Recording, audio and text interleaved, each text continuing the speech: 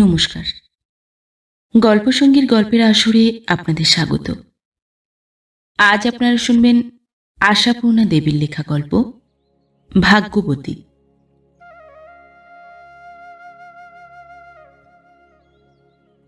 লক্ষ্মী ছাড়া বাউন্ডুলেটার মুখ দেখলেই গা জ্বলে যায় প্রতিমার, তা সে ঘাটে পথে যখনই হোক। আর আজ কিনা এই সদ্য ঘুম ভাঙা চোখে প্রথম নম্বর ওর মুখটাই দেখতে হলো। উপায় কি? কাক ভরে হঠাৎ দরজায় কড়া নাড়া শুনতে পেলে দরজাটা তো খুলতে আসতে হবেই তাড়াতাড়ি। আর প্রতিমার মতো তাড়াতাড়ি আর কে চলে আসতে পারবে লেপ কম্বলের মায়া ছেড়ে? এবছরে শীতটা তো যাচ্ছি যাচ্ছি করেও যেতে চাইছে না, কাজেই লেপ কম্বলটা আজও বিছানায় ঠাঁই পাচ্ছে, শেষ রাত্রির দিকে আদরও পাচ্ছে। তাদের ঠেলে সরিয়ে ফেলে চৌকি থেকে নেমেই প্রতিমা একবার বলল, এই ভোর সকালে আবার কার কি দরকার পড়লো বাবা? তবে সেই বলাটা স্বগতোক্তির পর্যায়েই পড়ল। ঘরে আর যে দুজন অন্য চৌকিতে অবস্থিত তাদের দিক থেকে সাড়া এলো না কিছু। প্রতিমা ঘরের দরজা খোলার আগেই দেয়ালের পেরেকে ঝোলানো বাইরের দরজার তালার চাবিটা নামিয়ে নিয়ে খিল খুলে প্রায় ছুটে বেরিয়ে এলো, কারণ ততক্ষণে আর একবার কড়াটা নড়েছে, তবে কোনোবারই তারস্বরে নয়, যেন অনধিকারীর সংকোচের মৃদুতা মেশানো। তার মানে নিজের দরকারই এসেছে। তা অপরের দরকারে কে আর ভোর সকালে তার দরজায় ছুটে আসে? তো দরজা খুলতেই ফটকে। ফটকের নাম যে কেন ফটিক তা কে জানে? পোড়া কয়লার মতো খসখসে কালো রংটা তো জন্মকালে ফটফটে ফর্সা ছিল না, তো সে যাগ্গে অমন্ত হয়েই থাকে। তেঠেঙে লম্বা এক মাথা ঝাঁকড়া চুল ছেলেটা সর্বদা প্রতিমার সুকান্তি সুন্দর ছেলেটার সঙ্গে লেপ্টে থাকে, তাতেই গা জ্বলে যায় প্রতিমার। লেখাপড়ার তো ধার ধারে না, কি করে বেড়ায় কে জানে। দরজা খুলতেই বলে উঠল ফটকে, মানিককে একটু ডেকে দিন তো। যেন অনুরোধ নয়, আদেশ। কেন, সাত সকালেই আবার মানিককে কি দরকার? আছে দরকার, দিন না তাড়াতাড়ি। ফটিকের কণ্ঠস্বরে স্বভাবগত অসহিষ্ণুতার সঙ্গে আর এক কাঠি অসহিষ্ণুতা যুক্ত হয়েছে। ও বাবা, তুমি যে একেবারে ঘোড়ায় জিন দিয়ে এসেছ, ঘুম হচ্ছে অঘোরে, ডেকে তুলতে সময় লাগবে তো। দরকারটা বললে তবে তো তাড়া দিতে সুবিধে। সে আপনাকে বলা যাবে না। ও মা, আমাকে বলা যাবে না? কি এমন কথা? জানিনি বাবা। বলে ভিতর দিকে দুপা পিছিয়ে গলাটা তুলে ডাক দেয় প্রতিমা, মানিক, অমানিক, ওঠ, এই দেখ তোর বন্ধু কি বলতে এসেছে। এই কোমল মধুর স্বর মানিকের ঘুম ভাঙানোর পক্ষে যথেষ্ট নয়, তবে প্রতিমার ওঠা এবং তৎপূর্বে কড়া নাড়ায় মানিকের বাবা সনদ ঘোষের ঘুমটা চটে গিয়েছিল। তাই সে গলা খাঁকারি দিয়ে লুঙ্গির ফাঁসটা টাইট করে গুঁজতে গুঁজতে উঠে এসে দাওয়া থেকেই হাঁক দেয়। কি ব্যাপার, কি হয়েছে, ডাকছে কে? ফটকে দরজার বাইরে থেকেই মুখ বাড়িয়ে বলে, কাকা, আমি ফটিক, মানিককে একটু চাই। মানিককে চাই? হয়েছেটা কি বাপু? সে আগে এখন বলা যাবে না। চমৎকার, সনদ ঘোষ বেজার গলায় বলে। ছেলেটাকে বাসি মুখে ডেকে নিয়ে যাচ্ছ, অথচ কারণটা জানতে পারা যাবে না? প্রতিমাও বলে ওঠে, সেই কথাই তো বলছিলাম, বার্তাটা কি না জেনেই ঘুমন্ত ছেলেকে ডেকে তুলব? ফটিক গম্ভীরভাবে বলে, তা বার্তাটি যখন জানানো যাচ্ছে না, তখন ছেলেকে আর একবার পাশ ফিরে ঘুমোতে দিন। আমার আর দাঁড়িয়ে থাকবার সময় নেই। পরে জানতে পেরে মানিক যদি রাগারাগি করে আমায় দোষ দিতে আসবেন না। বলেই উল্টো পাক খায়। ওফ, সাধে দু চোখে দেখতে পারে না প্রতিমা, সর্বনেশে ছেলে, আর তলে তলে তার ছেলেটার মাথা খেয়ে খেয়ে সর্বনেশে করে তুলছে। তবু এত বুকের পাটা হলো না যে যাগ্গে মরুগ্গে বলে নিশ্চিন্ত হওয়া যায়। তাই মনের জ্বালা মনে চেপে ছুটে দরজার কাছে চলে এসে ডাক দিতে হয় ফটিককে। ও ফটিক, চলে যাচ্ছ কেন? এসো, দাঁড়াও, আসছে মানিক। ওই যে তোমার কাকা ডেকে তুলছেন মানিককে। কি ভাগ্যি, ফিরে আসে ফটিক। মানিকও পায়জামার দড়ি টাইট দিতে দিতে বেরিয়ে এসে ফটিকের কাছে সরে আসে। বিনা শব্দে কি যে বাক্য বিনিময় হয়, কেবলমাত্র দৃষ্টি বিনিময়ের মাধ্যমে, তা কে জানে। মানিক বলে, তুই যা, আমি যাচ্ছি, মুখে এক ঝাপটা জল দিয়ে যাই। ফটিক বলে, আধ মিনিট। তারপর এগিয়ে যায়। ফটিকের গায়ে গেঞ্জি পায়জামার উপর একটা হাতাকাটা ঝনঝনে মার্কা রং চটা সোয়েটার। প্রতিমা সেই দিকে ছেলের নজর ফেরাতে বলে ওঠে, ওই দেখ, ফটিক তো দিব্যি গরম জামা এঁটে এসেছে, তুই যেন আবার শুধু গেঞ্জি গায়ে বেরিয়ে যাসনি। মানিক অবশ্যই এই বাহুল্য কথার উত্তর দেয় না। টিউবওয়েলের হ্যান্ডেলটা বার দুই মেরে চোখ মুখ ধুয়ে ঘাড়ে ভিজে হাতটা বুলোতে বুলোতে চকিতে ঘরে চলে এসে মায়ের গায়ে দেবার একখানা নীল রঙা ফুলকাটা গরম চাদর আলনা থেকে টেনে নিয়ে গায়ে জড়িয়ে চটিতে পা গলিয়ে বলে, কখন ফিরতে পারবো জানি না, বেশি দেরি হলে ভাবনার কিছু নেই, ভাত নিয়ে বসে থেকো না। তীর বেগে বেরিয়ে যায় মানিক, রাগে জ্বলা অসহায় নিরুপায় হতভম্ব দুটো মানুষের সামনে দিয়ে। মস্তান মার্কা ছেলেদের মা বাপের মতো এমন অসহায় নিরুপায় আর কে আছে? সনদ দাওয়ার ধারে বসে পড়ে একটা বিড়ি ধরিয়ে মুখটা উটকো মতো করে বলে, ব্যাপারটা বুঝতে পারলে কিছু? কি বুঝবো, তুমিও যেখানে আমিও সেখানে, দুজনে চোখে চোখে কথা। আমার মালুম হচ্ছে আগে থেকে জানা কোনো ঘটনা, যেন কালার হাসি বোবায় চিনল। ওই ফটকেই আমার মানকে দফা গয়া করল। ফটকে যেন ওর গুরু গোবিন্দ ইষ্ট, ফটকে চোখের ইশারায় ওঠা বসা। বলেই ডুকরে ওঠে প্রতিমা। যখন বলেছিল মানকে কলকাতাতে আমার দাদার কাছে পাঠিয়ে দাও, লেখাপড়া ভালো হবে, তখন কান দিয়েছিলে সে কথায়? তখন কি লম্বা চওড়া কথা? কি না, এখানে কোনো ছেলে মানুষ হচ্ছে না, লেখাপড়া শিখছে না? ভবানীর ছেলে কলেজে মাস্টারি করছে, সত্যচরণের ছেলে ইঞ্জিনিয়ার হয়েছে, অমুকের ছেলে তমুক হয়েছে। সনদ বেজার গলায় বলে, তা সেটা তো মিথ্যে নয়। তোমার ছেলে যদি গাঁয়ে এত ছেলে থাকতে ফটকের চেলা হতে যায়, সেটা আমার দোষ? যাকে বলে মায়ে তাড়ানো বাপে খেদানো ছেলে, সৎমা ঝেঁটিয়ে বিদেয় করে দিয়েছে, কোথাকার কোন দুঃসম্পর্কের পিসির বাড়ি পড়ে আছে, হতভাগা বাপ তাই বসে বসে দেখছে। ও কি একখানা বিদ্যের দিগ্গজ হতে যাবে? তোমার ছেলে তাকেই ভজতে গেল, সে দোষ আমার? সে কথা আর বলবো কোন মুখে, দোষ আমার কপালেরই। বলে প্রতিমা ঝেড়ে উঠে নিত্যকর্ম বাসিপাঠ করতে লেগে যায়। মন যতই খারাপ থাকুক আর যতই বিফলতা আসুক, দৈনন্দিনের কাজ তো বন্ধ থাকবে না। আর মনের জন্যে হাতে পায়ে বিফলতা আসবে না, তারা তাদের অভ্যস্ত কাজ ঠিকই করে চলে। সনতও এখন আর দুটো বিড়ি ধ্বংস করে উঠে পড়বে, যথারীতি সাফ সুরত হয়ে নিত্যকর্মের জোয়ালে নিজেকে জুততে যেতে যাবে। কর্ম আর কি, প্রথমটা পঞ্চায়েত অফিসে একবার ঢু মারা, সেখান থেকে কোনো নির্দেশনামা পেলে তদ অনুযায়ী কাজ করতে ছোটা, নির্দেশ কিছু না পেলে সাহাবাবুদের ইট ভাটাটা ঘুরে আসা, ওটা সনতের পার্ট টাইম কাজ। সকালবেলায় মেজাজ ফেজাজ চটিয়ে দিয়ে গেল মস্তান ছোঁড়াটা। সাহাবাবুদের অনেক ফরমাস খাটতে হলো। ইট ভাটা থেকে ফিরল যখন সনদ ঘোষ, তখন বেলা গড়িয়ে বিকেল ছুঁই ছুঁই। মাঘের শেষ, বিকেলের দিকে রোদ ঝাপসা মেরে যাচ্ছে এখনো। বাড়ি ঢুকতেই প্রতিমা বলে উঠল, হ্যাঁ গো, মানকে তো এখনো ফিরল না।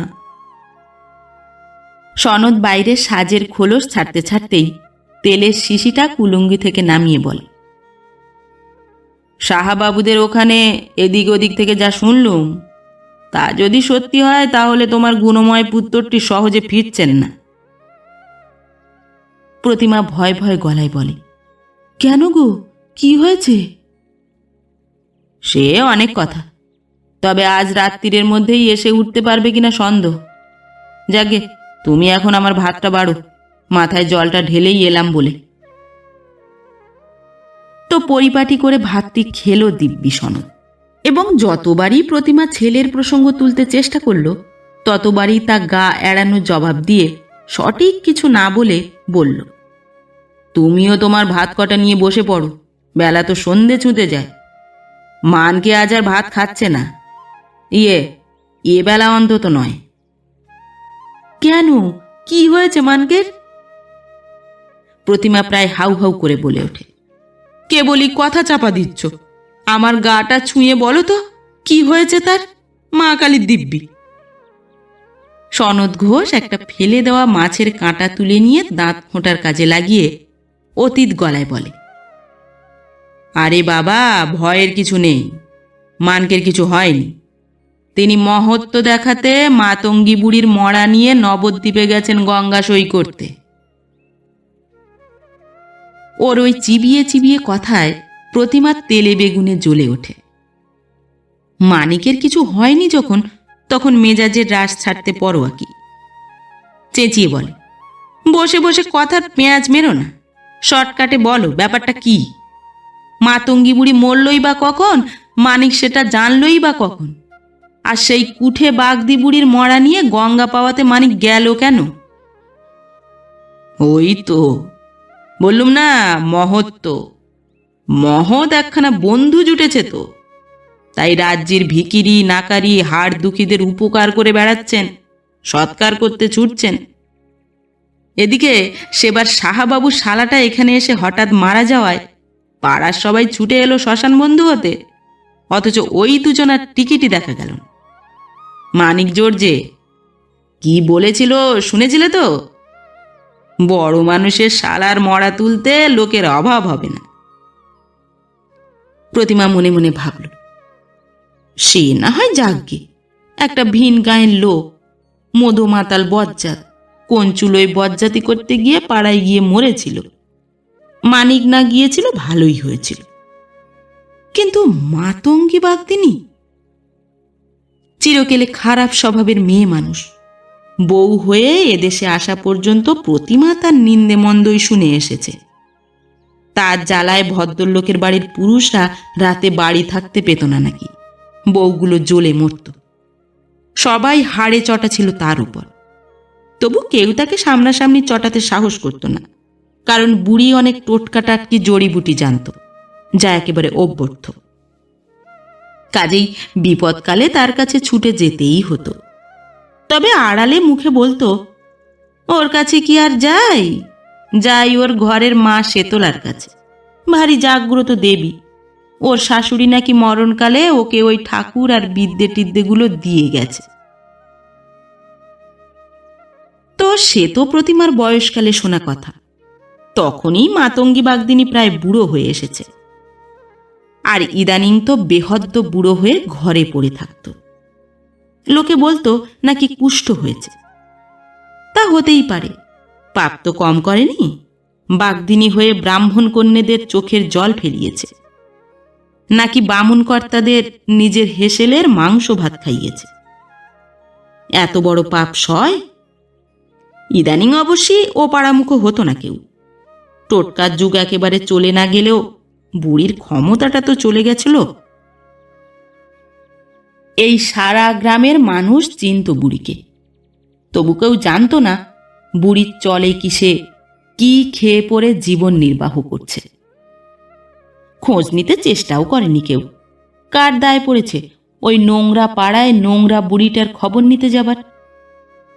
যদিও প্রৌঢ় কি মাঝারি বয়সের অনেকের শরীরেই বুড়ির দেওয়া শেকড় বাকড়ের মাদুলি কবচ ধারণ করা আছে, এখন ফেলে দিতে পারেনি। মোক্ষম অসুখ তো ওতেই সেরেছিল একদা, ফেলে দিতে সাহস হয় না। আরে বাবা, উপকারটা তো ওই দ্রব্য গুণের, গুণটা বুড়ির জানা, তাই তো এখন যখন তার ক্ষমতা ঘুচেছে, আর কে তাকে পুঁছতে যাবে?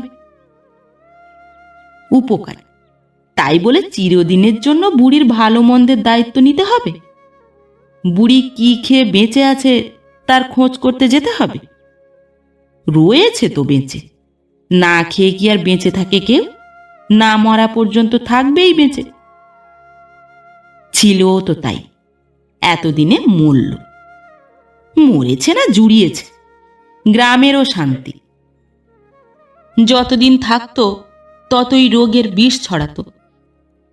তা মরল মরল, বেচারি প্রতিমা আর সনতের ছেলেটার ঘাড়ে চাপতে গেল কেন?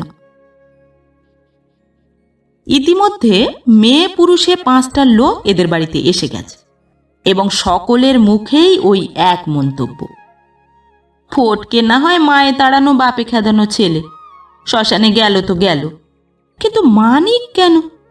এই ভদ্র ঘরের মানুষ দুটোর শিবরাত্রির সলতে সবে ধন নীলমণি। ক্রমশ পাকা খবরটি এসে পৌঁছল। ওরাই মাতঙ্গীকে দেখভাল করত নাকি? ওই দুটো ছেলে মানুষ ছেলে, ওই ছোঁয়াচে রোগের গহ্বরে গিয়ে গিয়ে। তো লোকের যা স্বভাব, যত পায় ততই চায়, ভাবে না চাইতেই যখন ঘোড়াটা দিচ্ছে, চাইলে তাহলে হাতিটা দেবে।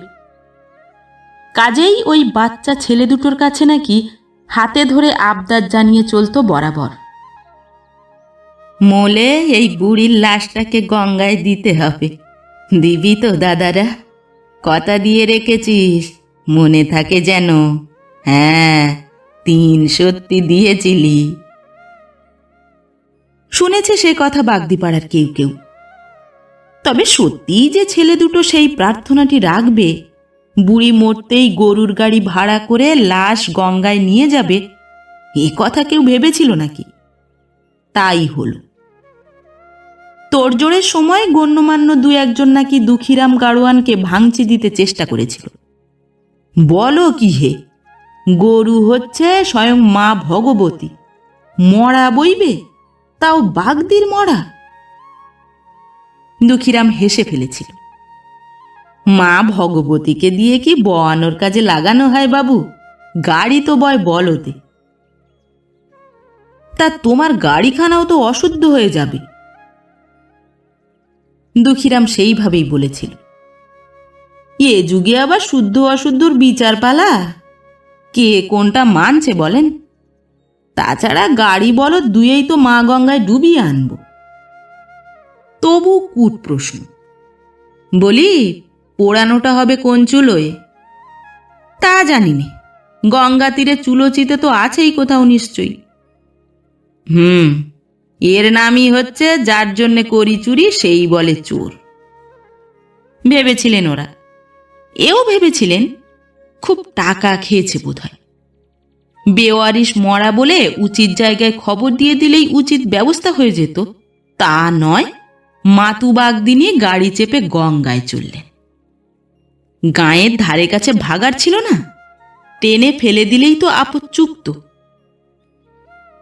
তবু নাছোড় একজন মান্যমান ব্যক্তি ওই দুঃখীরামকেই পুনঃ প্রশ্ন করলেন। 3 কুলে তো ছিল না কেউ কস্মিনকালে, মুখে আগুনটা দেবে কে? বেসহবত লোকটা জোর হেসে বলে উঠেছিল, এই দেখেন, আপনারা কি আমারে সব জানতা ঠাউরেছেন? সে ওরাই বুঝবে যারা দায়িত্ব নিয়ে গেছে। এখানকার লোক তো রাত দিন জ্যান্তর মুখেই আগুন ঠুকছে, তো মরার মুখের জন্য ভাবনা, যারা নিয়ে যাচ্ছে তারাই কেউ দিয়ে দেবে হয়তো। তাদের একজন, যাদের মধ্যে প্রতিমার মানিকও আছে। ভগবান গো! যারা দায়িত্ব নিয়ে মরাকে নিয়ে গিয়েছিল তারা ফিরল পরদিন বেলা 10টা-11টা নাগাদ। দুঃখীদের পাড়া পর্যন্ত গিয়ে দুঃখীরামের পাওনা গণ্ডা মিটিয়ে দিয়ে তারা নিজেদের পাড়ার ভেতরে ঢুকে আসার সময় থেকেই নিষ্কর্মাদের দল তাদের সঙ্গ নিয়েছে, আর আলতু পালতু প্রশ্ন করেই চলেছে। মাতঙ্গী বুড়ির শুকনো পাতাটির মতো শরীরটা ভস্মসাৎ হতে কতটা সময় লেগেছিল, এ প্রশ্নের উত্তর পেয়ে কার কি লাভ কে জানে। তবু তেমন প্রশ্নের মুখোমুখি হতে হচ্ছে ফটিক আর মানিককে একাধিকবার। তবে রাস্তাঘাটে মাঠে ঘাটে কেউই তাদের উপর সতেজে ঝাঁপিয়ে পড়েনি। সেটা পড়ল বাড়ি এসে পৌঁছনো মাত্রই। বাড়ি মানে মানিকদের বাড়ি, যেখান থেকে গতকাল ভোর সকালে ফটকে তার বন্ধুকে ডেকে নিয়ে বার করে বেপাত্তা হয়ে গিয়েছিল। দিনের বেলা সদরে খিল পড়ে না, শুধু ভেজানো থাকে। তাই সহজেই কপাটটা ঠেলে ঢুকে এলো দুজনে। কোনো এক সময় যে সবস্ত্রে গঙ্গা স্নান করেছিল, পরণ পরিচ্ছদে তার সাক্ষ্য প্রমাণ।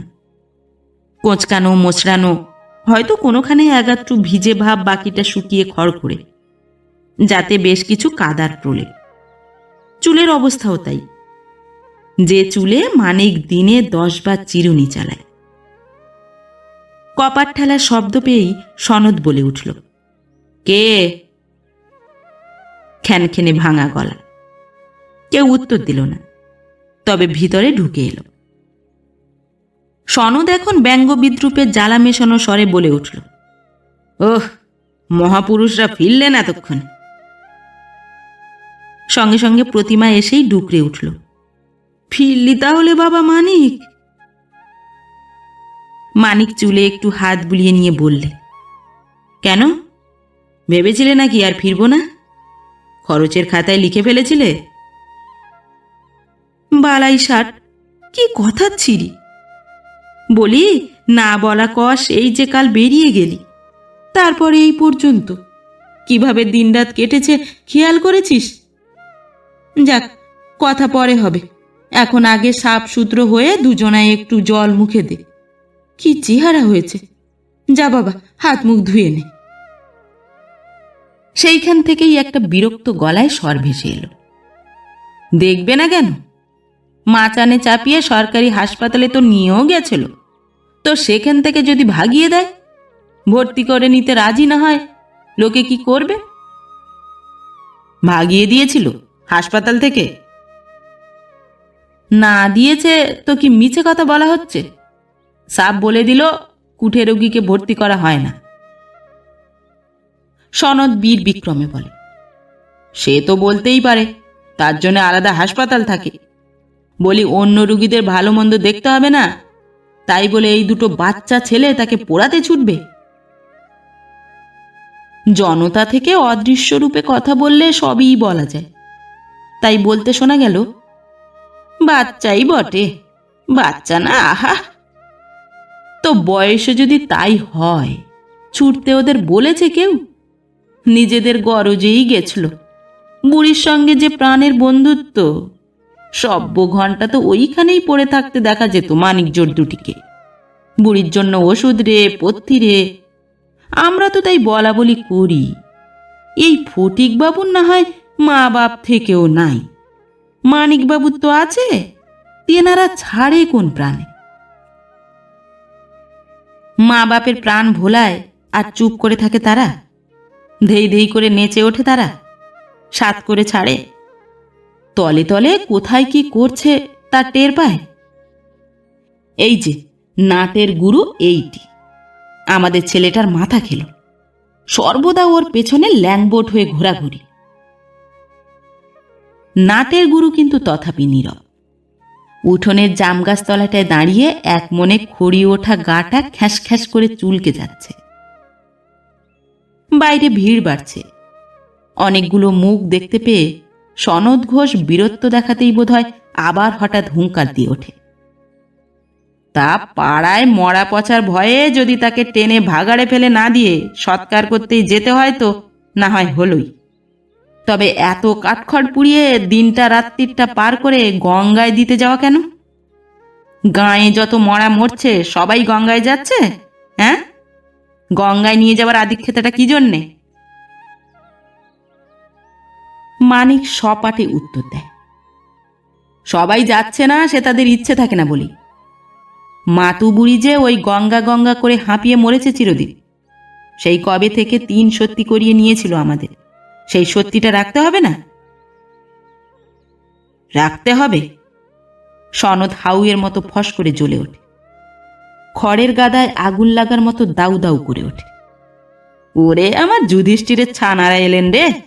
পাজি বুড়ি, বাগে পেয়ে কবে কখন একটা বেয়াড়া সত্যি করিয়ে নিয়েছিল বলে সেটা রাখতে হবে?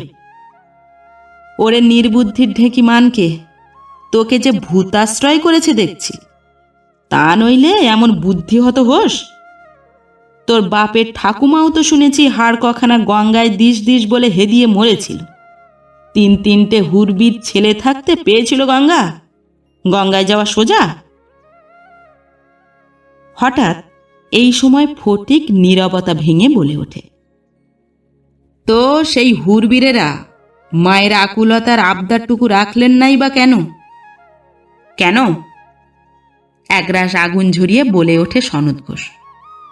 কেন সে কৈফিয়ত আমি তোমায় দিতে যাব, মস্তান ছোকরা?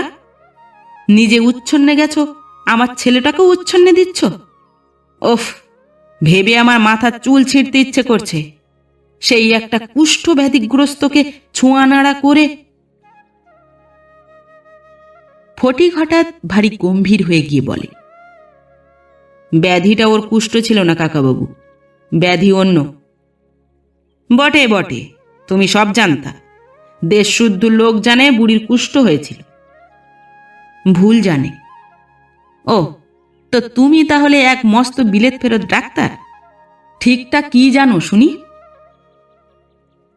ফটিক এবার গায়ে মশা মারার মতো থাবড়া বসিয়ে বলে, অন্য একখানা খারাপ ব্যাধি হয়েছিল, চরিত্রের খারাপ হওয়ার ব্যাধি। কি কি ব্যাধি? এখন শুধু সনদ নয়, সমবেতের মধ্যে একটা ভয়ঙ্কর ছিছির হুঙ্কার ওঠে। বাবা, তাহলে তো আরো চমৎকার। তা হতেই পারে। রাজ্যে শুদ্ধ সবাই জানে ওই বুড়ি বয়সকাল থেকেই ছিল একটা ডাক সাইটে নষ্ট চরিত্র মেয়ে ছেলে। তো তোমাদের তাকে নিয়ে কিসের এত মাতামাতি হে? তার শরীরটাকে ভাগাড়ে না দিয়ে নবদ্বীপে বয়ে নিয়ে গিয়ে গঙ্গায় দিতে যাওয়া। কত টাকা খাইয়ে গেছিল বুড়ি তোমাদের? আপনারা থামবেন বলে মানিক দাওয়ায় বসে পড়ে। ফটিক বসে পড়ে না, লম্বা ঢ্যাঙা শরীরটাকে খাড়া দাঁড় করিয়ে রেখে ব্যঙ্গের গলায় বলে, কত টাকা ছিল তার তা আপনারাই ভালো জানেন। না খেয়েই মরতে বসেছিল। তো মশাইরা ছোট মুখে বড় কথা না কইয়ে ছাড়লেন না। বলি, একটা মেয়ে ছেলে ঘরে বসে একলা একলা চরিত্রের খারাপ করতে পারে? তার সাহায্য সহায়তা লাগে না? তো এই আপনাদেরই বাপ খুড়োরা একদা সেই সাহায্য সহায়তা করেছিল তো, নাকি ভূতে? সে কথা মনে আসে না একবারের জন্যে? বুড়ি কেন গঙ্গা পেল এই হিংসায় জ্বলছেন? গঙ্গা পাওয়া তো ওনারই দরকার ছিল। শতেক জনের পাপের ভার বয়ে বয়ে মরছিল। যান যান, যে যার ঘরে যান, নিজের চরকায় তেল দেন গে। মানিক, চলি রে। তুই বাবা আর আমার সঙ্গে মিশতে আসিস নে। আমার পাল্লায় পড়ে তোর 700 হেনস্থা। বলে যাবার জন্যে পা বাড়ায়। হঠাৎ ঘরের মধ্যে থেকে প্রতিমা বেরিয়ে আসে, 2 হাতে 2টো গেলাস। ব্যাকুলভাবে বলে ওঠে, চলি রে কি বাবা? গলা শুকিয়ে কাঠ হয়েছ, কাল থেকে অনাহার। চলে যাওয়া তো চলবে না, বাতাসার শরবত করে বসে আছি। ওনার আর জবাবদিহি শেষ হয় না।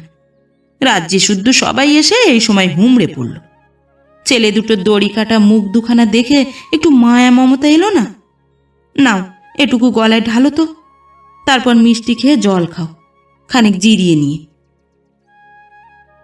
ফটিক শান্ত গলায় বলে, মানিককে দিন কাকিমা, আমার লাগবে না। প্রতিমা বাইরে উত্তেজিত জমায়েত এবং সামনে খাঁচায় ভরা বাঘকে একদম বিস্মৃত হয়ে শক্ত জেদের গলায় বলে, লাগবে না বললেই শুনবে কাকিমা? এক পা এগোও তো দেখি। বাঘ কেমন ভ্যাবাচাকা খেয়ে গর্জনের বদলে ঝগড়ায় হেরে যাওয়া বেড়ালের মতো ফ্যাঁস ফ্যাঁস করে বলে, বাবা, একেই বলে মহিয়সী মহিলা। তো হঠাৎ ভূতের মুখে রাম নাম কেন? তলে তলে নিজেও তো কম তড়পাও না, হেনস্থা করতে ছাড়ো না। প্রতিমা আসতে বলে, ভুল করতাম, তো ভুল তো ভাঙেও মানুষের। এতদিনে টের পেলাম, এই এত বড় গাঁখানায় মানুষ বলতে এই একটা ছেলেই ছিল। মানকে তার সঙ্গে মিশে মানুষের দরে আসতে পেরেছে। দৃষ্টিটা অন্ধ ছিল, এতদিন বুঝতে পারিনি। মহা বিদ্যান্ত জীবনে দেখলুম ঢের, অন্তরে জ্ঞান জন্মেছে কার? কে বুঝতে শিখেছে? লোক সমাজ চিরদিনই একের পাপে অন্যকে দণ্ড দিয়ে এসেছে। মহাবিদ্যানরাও কেউ সেটা তলিয়ে দেখেনি কখনো। আহা, তোরা দুটো বাচ্চা ছেলে, তোদের মধ্যে এতখানি মনুষ্যত্ব, এতখানি জ্ঞান। গুরুজন হই তাই, নইলে তোদের পায়ের ধুলো নিতে ইচ্ছে হচ্ছে। এতদিন জেনে এসেছি দুর্ভাগা অভাগা হতভাগাদের ঘেন্না করতেই হয়। এখন জানছি তাদের ভালোবাসতেও হয়। সনত আর পারে না, বিছের কামড় খাওয়ার মতো ছিটফিটিয়ে উঠে বলে, বাবা, নাটকের পালা হয়ে গেল একখানা। কি লেকচার! অভাগা দুর্ভাগা হতভাগাদের ভালোবাসতে হয়, এই জেনে উনি এখন গুরুর চরণধুলি নিতে চাইছেন। এমন মহৎ মা না হলে অমন মহৎ পুত্তুর হয়। ফটিকের স্বভাবগত রুক্ষ কণ্ঠস্বরে একটা অন্য প্রলেপ পড়ল। বলে উঠল সে, ঠিক বলেছেন কাকাবাবু, এমন মা না হলে অমন ছেলে হয়। আমার কথা বাদ দেন, উলঙ্গন নাই বাটপাড়ের ভয়। আমার যা মন চায় করার কোনো বাধা নেই, কিন্তু ওই মানকে বেচারা যা করতে যায় ভয়ে সারা রাত দিন কাঁটা হয়েই থাকে। দুঃখী মানুষের ভালো করতে যাবে, তাও চোরের মতো চুপি চুপি। কত মানা করি, বলি তুই বাবা এ লাইন ছাড়। হতভাগারা তো বেঘরে মরবার জন্যেই পৃথিবীতে এসেছে, তুই আর কজনকে বাঁচাবি? তার থেকে চাচা আপন প্রাণ বাঁচা মন্তরটা ধর। না হক মা বাপের কাছে গালমন্দ খেয়ে মরিস। সুখের সাগরে ভাসবার কপাল নিয়ে এসে পরের পাঁক ঠেলে মরছিস কেন? তো শোনে না, তাড়িয়ে দিতে চাইলে কাঁদে। ওই বুড়িকে গঙ্গায় দেবার 3 সত্যি করে মরেছিল তো মানকেই। আমি বাবা ওসব গঙ্গা ফঙ্গা মানি না। তা মানকে বলে কি না, বুড়ি তো মানত, সেই বিশ্বাসেই ও স্বর্গে পৌঁছে যাবে। তো ওই সত্যিটা পালন করতে না পারলে বুদ্ধটা পাগলা বনে যেত, তাই ওর গোড়ে গোড় দিতে হলো। কই কাকিমা, আপনার শরবত? গলাটা দেখছি সত্যিই কাঠ হয়ে আছে। আমি বুঝিনি, অথচ আপনি দেখে বুঝে ফেললেন। একেই বলে মায়ের প্রাণ। মানকে, তুই বড় ভাগ্যবান রে। প্রতিমা আসতে বলে, উল্টো বলছো বাবা, আমি বড় ভাগ্যবতী।